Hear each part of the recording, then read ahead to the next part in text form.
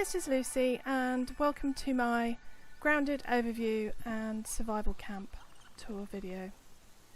I've been playing Grounded for a couple of weeks. I did originally decide to stream it, but I had a problem after my first stream where it didn't save my progress. I have subsequently found that there is a fix for that. You can do a hard reset on your Xbox, but I did in fact start a new playthrough. I have enjoyed it so far. I have found it a little difficult in some places to pick up on what's going on, and some of the things that I tried to fight early in the game were not fightable, and I just died a lot. I'm going to continue. I've been playing in survival mode and I've been playing on a medium setting. I didn't realise that you couldn't change that, so I'm kind of locked into that, because I think to progress further I might have to put it onto easy. But I thought I'd show you how far I got, what I've been up to, and my first proper camp.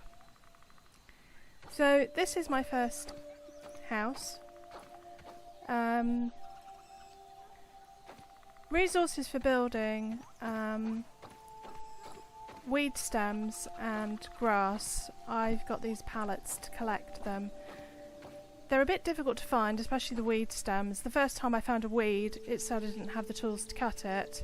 Dandelions count as weeds, but they are quite sporadic around the map, and quite often guarded by, or there are high level enemies around them. I have managed to obviously get a few. Grass is fairly easy, but the problem is that you can only carry 5 of these at a time, and while you do that you basically don't have a weapon, so if you get attacked you have to drop them. Although I have found that you can mostly run away. Running away seems to have been my tactic for a lot of things. To progress the game, you basically get quests from Burgle every day, and I've got to the part now where, as you can see on the top left, I have to start killing enemies, or higher level enemies, rather than just little mites and aphids and things, to get better weapons so that I can kill bigger and harder insects. I'm finding that a bit tedious, to be honest. And the fact that when you die you drop everything in your inventory and you have to go back for it. There is, from quite early on in the game, you can see there's a bag. I still haven't managed to get that bag. It's probably not a lot of useful stuff in it. It's mostly kind of low level stuff. I didn't realise that I was heading into spider territory. So yeah. I am an absolute terrible arachnophobe. I'm not scared of many things. Love insects, snakes, you name it, but spiders, no. We're talking standing on a chair and screaming. So I have turned them down so they just look like blobs now with no legs. It's the 8 legs, I'm sure it is. So this is my first base and I will give you a quick tour. I built this yesterday actually. It was quite labour intensive. You have to get spider silk, which is a little difficult. I have found that by the back left wall you can find some unattended webs, but the spiders sometimes tend to be random, so I think that may just be random happenstance. I built this floor up and then this scaffolding and stairs up here. I have seen other players, videos of them having inaccessible doorways by placing their stairs so that you have to jump, but I haven't actually had a problem here. I did originally build a little grass hut, my first sort of temporary base, and I did find before I put the door on, the ants were coming into it and taking things out of containers, which is reasonable, I suppose. I did originally set this door back,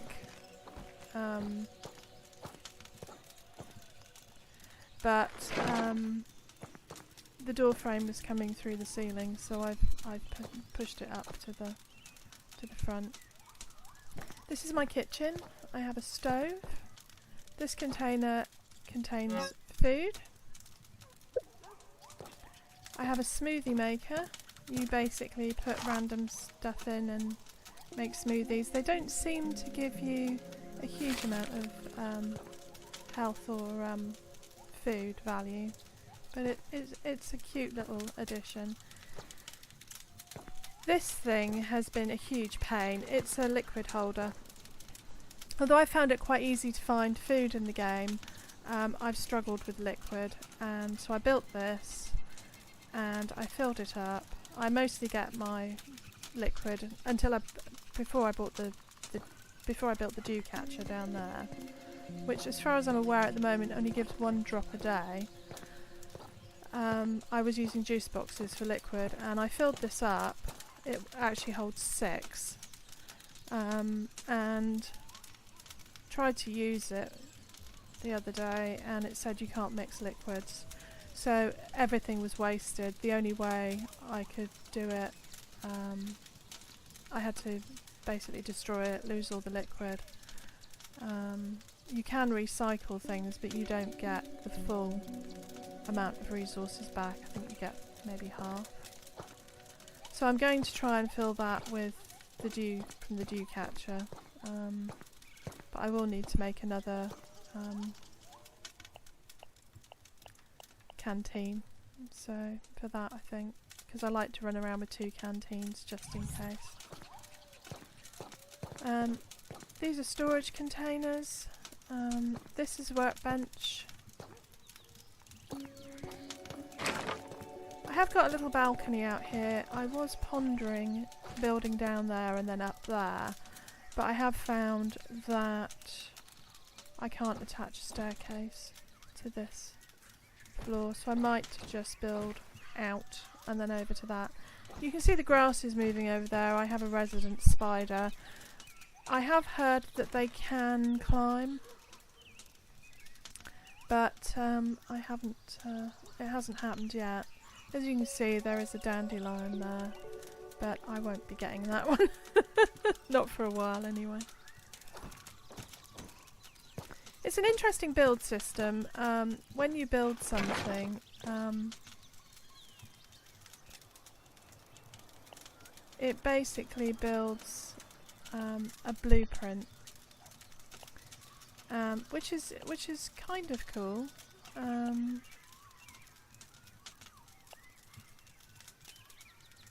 So this is the blueprint. You can rotate it, you can move it around, place it down, and then you can build it as you go. You don't have to build it all at once. You can add the individual items, but the problem is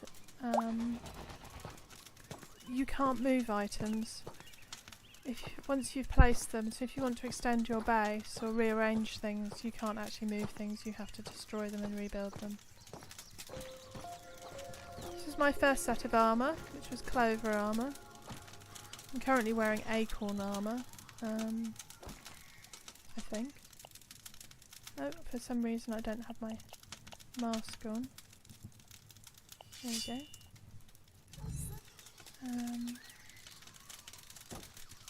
There are some odd things in here. Obviously you have the wall pieces. There are more advanced wall pieces you need to get the plans for, but you basically buy plans with science points. And I think for the next level of plans for reinforced walls and doors, I need 5,000 science points, and I currently have 830. So that may be a way off. These chairs to me look huge. They look too big. You can't interact with them in any way, so they are purely decorative. The berry leather is an absolute pain to get. It is down at the bottom right of the map, down near here, and although interestingly there is a field station down here, which I've definitely been to because I've got the granola bars that I got from there, but it's not actually showing on the map. I did see a video, somebody suggesting that you throw stones at the berries to knock them down. I've actually had a lot more success with the bow and arrow because you can pick arrows up, and you can see there's markers for your arrows, so once you've actually shot a berry down, you can then track where it is by tracking your arrows. So I found that a lot more useful than throwing stones at them. Also, I think I've had a lot more success at actually hitting things with arrows than I have with stones. So that's a Lucy tip for you. There is no bed in the game. You have this little shelter. You can only sleep between 8 PM and 6 AM, I think. You can set it as a spawn point. So, yeah. So there are some odd decorative items. There are different types of plant lamp. There are the chairs. There's the dummy. There's a weapon wall mount, but to be honest, I like to carry all my weapons on me at the moment.